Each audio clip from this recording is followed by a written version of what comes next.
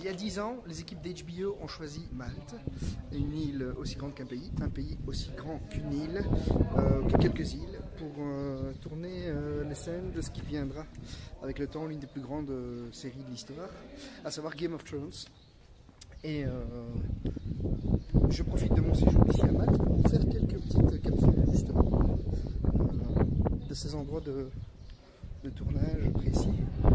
Alors, vous voyez ces ruelles, la pierre blanche mais jaunie par le soleil, La Valette, Mdina, Rabat. Ce sera Port-Réal, King's Landing en version originale. Tandis que les côtes, les falaises, ce sera le pays des Dothraki.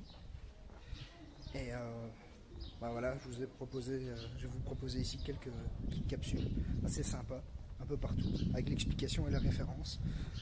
Il y a juste la saison 1 qui s'est tenue ici, parce qu'après ils ont déménagé vers la Croatie.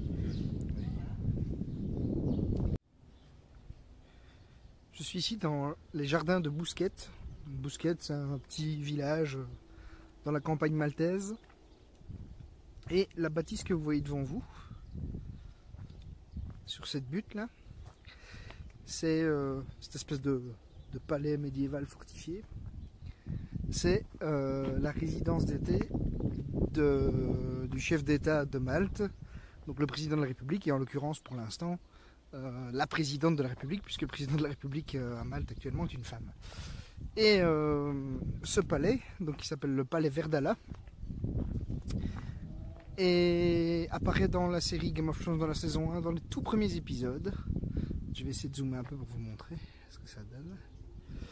Car c'est dans cet endroit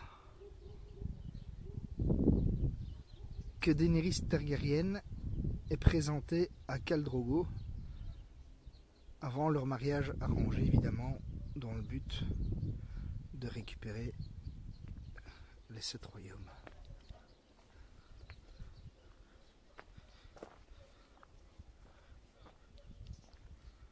L'accès y est évidemment interdit car c'est la résidence privée du président de la République. Nous sommes ici à Dejvra Bay, sur l'île de Gozo. Et à cet endroit a été tournée une scène assez importante dans la mythologie Game of Thrones, donc de la première saison, à savoir le mariage de Daenerys Targaryen et Khal Drogo. Alors si vous regardez un peu les images de cette scène, vous verrez que cette espèce de petite plaine rocailleuse est bien lisse, alors qu'ici elle est un peu découpée, tout simplement parce que la production de Game of Thrones a déversé des centaines de tonnes de sable ici pour rendre l'endroit lisse. Et comme je vous le disais dans la capsule sur Dejvra Bay justement, ça a provoqué quelques soucis, ce tournage. Et l'un des soucis, eh bien, c'est l'arche Azure Window qui était droit devant vous et que vous verrez également sur les vidéos du mariage de Khal Drogo et Daenerys et que vous ne voyez pas ici, qui a disparu dans la mer en 2017. Alors, les autorités maltaises n'avaient pas attendu 2017 la disparition de Azure Window pour se plaindre de ce tournage qui avait un peu endommagé l'écosystème. Et c'est un peu cette guerre des nerfs qui a fait que pour les saisons suivantes, la production de Game of Thrones a plutôt déménagé vers la Croatie que vers Malte.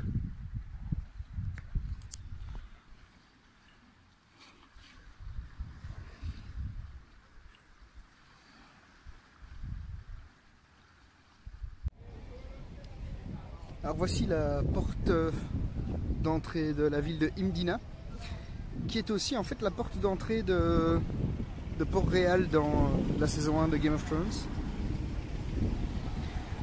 Et il y a notamment une scène qui se déroule ici. Après que Ned Stark ait été choisi pour être main du roi et s'installe à Port-Réal, Catelyn Stark, son épouse, souhaite lui parler à propos de la petite enquête qu'elle mène sur l'accident de mon fils Bran. Et elle entre par ici, dans Port-Réal, accompagnée de Roderick Kessel pour les puristes. Donc cette porte d'entrée, qui est l'ancienne porte d'entrée d'Imdina, est également la porte d'entrée de Port-Réal dans la saison 1 de Game of Thrones.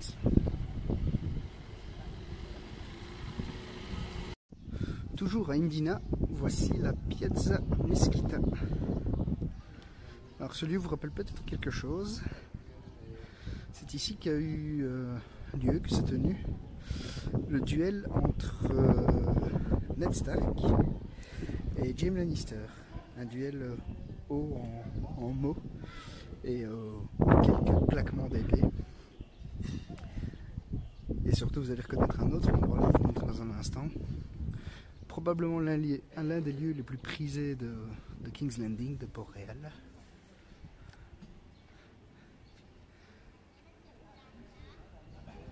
Et voici la maison close, le bordel de Littlefinger. L'un des endroits les plus fréquentés de la capitale de cet royaume, évidemment.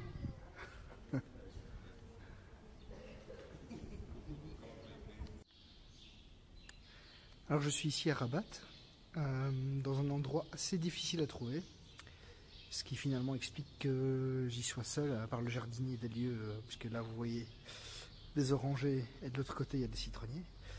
À part le jardinier des lieux, il n'y a personne d'autre que moi ici. C'est un endroit assez particulier, assez dur à trouver. Il n'est pas vraiment pris des touristes, comme vous vous en doutez, parce qu'il n'est pas tout près.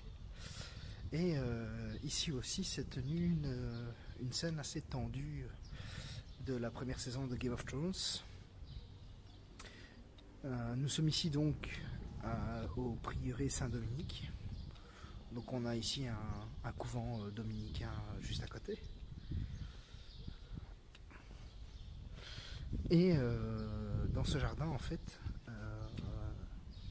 a eu lieu la rencontre entre Ned Stark, qui était alors déjà la main du roi, et la femme du roi, Cersei Lannister. Et je ne sais pas si vous vous souvenez de cette scène. Regardez là au-dessus. Oui, on n'a pas vu, il y a un chien. Dans cette scène,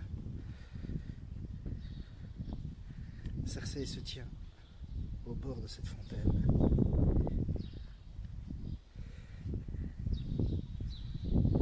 Voilà. Et Ned Stark la menace de révéler au roi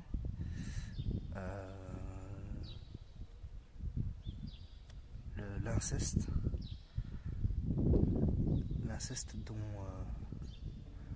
dont elle fait preuve avec son frère Jaime, et qui a donc donné lieu à la naissance de ses 3 enfants. Et là il lui répond un truc du genre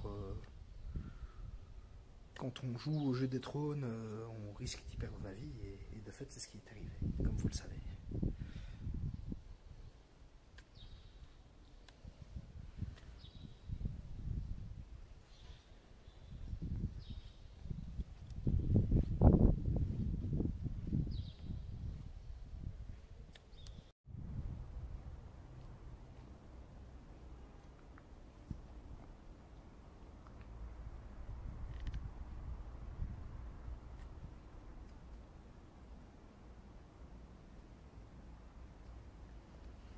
Alors derrière ces murs, qui sont inaccessible pour cause des rénovations. C'est joué une des scènes les plus dramatiques de la première saison de Game of Thrones. C'est l'un des premiers générateurs de frustration pour tous les fans de cette série, à savoir la mort de Ned Stark. Donc c'est ici derrière, dans cet endroit qu'on appelle le Fort Manoel, sur une île en fait, une île qui est juste reliée à la terre par un petit pont, l'île de Manoel justement. Et donc c'est ici qu'a été tournée cette fameuse scène, hein. D'ailleurs cette coupole je pense est présente, et il y a derrière une cour où se tenaient tous les gens qui assistaient à la décapitation de Ned Stark, mais malheureusement voilà, je n'y ai pas accès donc je ne sais pas vous le montrer. D'ailleurs il y a deux autres endroits que j'aurais apprécié vous montrer. La porte d'entrée de Fort Ricasoli, et dans les jardins de San Anton, un passage en fait entre les jardins, il y a deux jardins et un jardin de chaque côté, et le palais présidentiel relie les deux jardins entre eux, et ce passage en principe est accessible.